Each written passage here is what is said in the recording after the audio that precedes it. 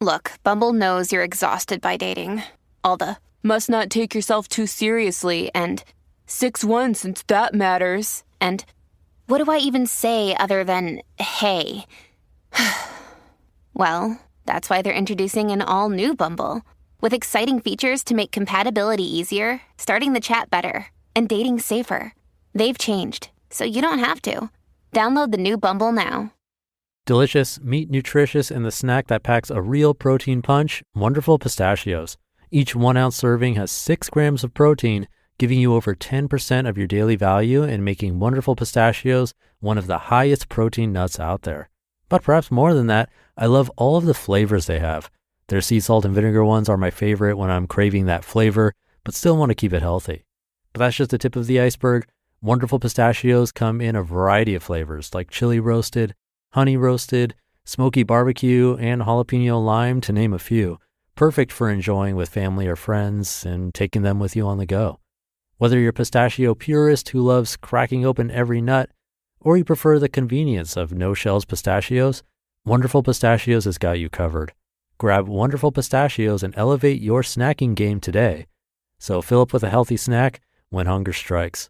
Visit wonderfulpistachios.com to learn more. That's wonderfulpistachios.com.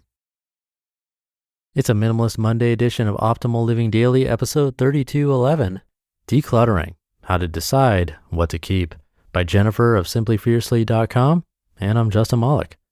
Happy Monday. Welcome back to Optimal Living Daily, or the OLD podcast, where I read to you from some of the best blogs I can find and get permission from, mostly covering personal development and minimalism on this show, but we cover a bunch of different topics in the Optimal Living Daily podcast network, which includes 4 other shows. Definitely subscribe to those if you like this one. Just search for Optimal Living Daily to find them. For now, let's get right to it and start optimizing your life. Decluttering, How to Decide What to Keep, by Jennifer of simplyfiercely.com. Lying before me on the floor are 3 pairs of winter boots. Each pair is tempting me. My trendy ankle boots, my timeless black booties, and my coveted vintage riding boots. Practically, I know I only need 1 pair, but how do I decide which one? Maybe I should keep them all. This was me 5 years ago when I was just getting started with my minimalist lifestyle.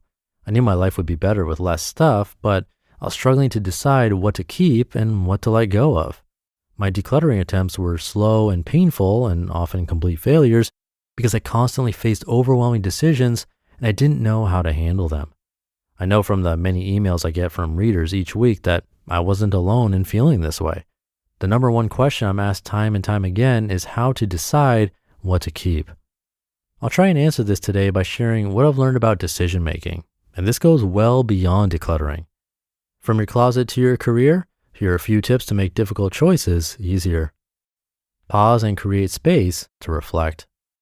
The first and most important thing I do when I'm facing a difficult decision is to pause and step back from the situation.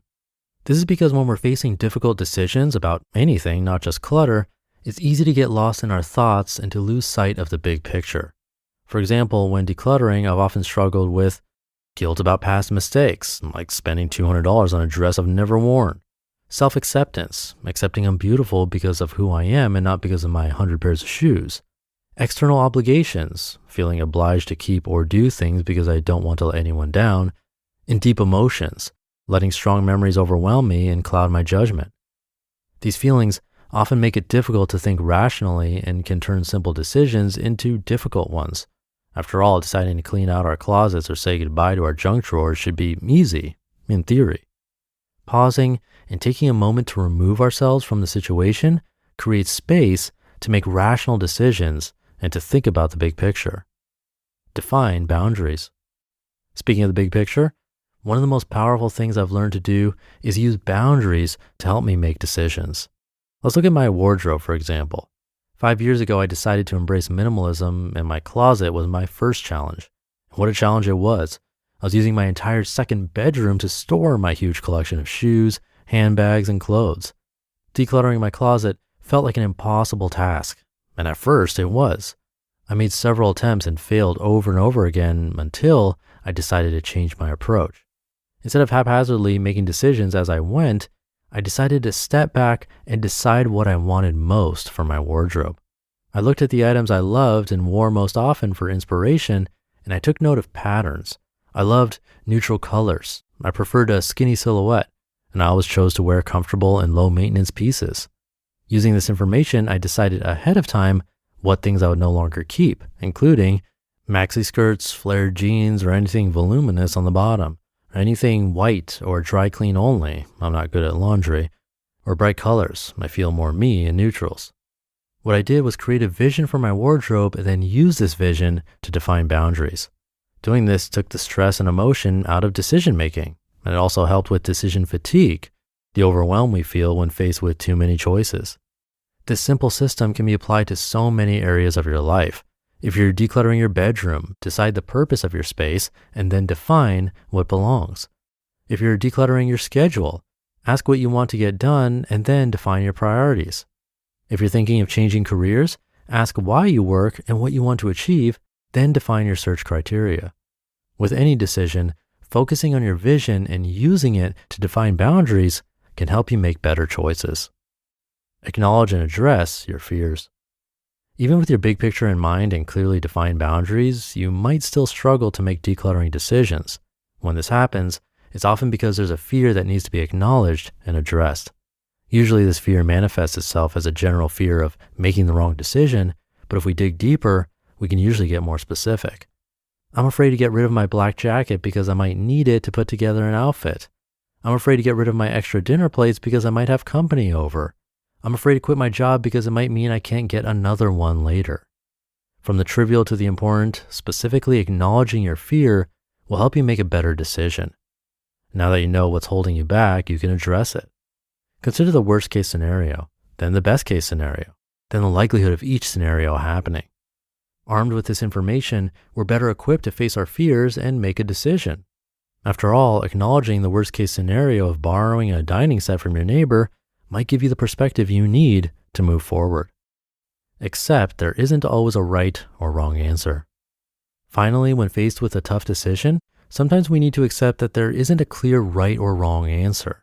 You might not be able to predict how many saucepans you'll need in the future, or if you'll regret saying goodbye to your high school yearbooks, or if 2 sets of pillowcases are really enough.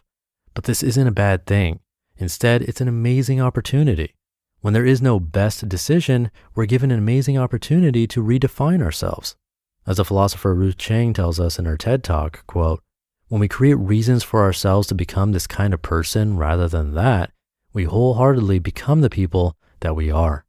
You might say that we become the authors of our own lives," end quote. To me, this means that when decluttering or making any difficult decision, we have the opportunity to redefine who we are. Instead of worrying which pair of boots to keep, we can decide to be someone who throws any pair of shoes on her feet on the way to new and exciting adventures. You just listened to the post titled Decluttering, How to Decide What to Keep by Jennifer of simplyfiercely.com, and I'll be right back with my commentary. Thank you to Jennifer. Some good tips here. I personally like the idea of creating a vision for your wardrobe and going from there.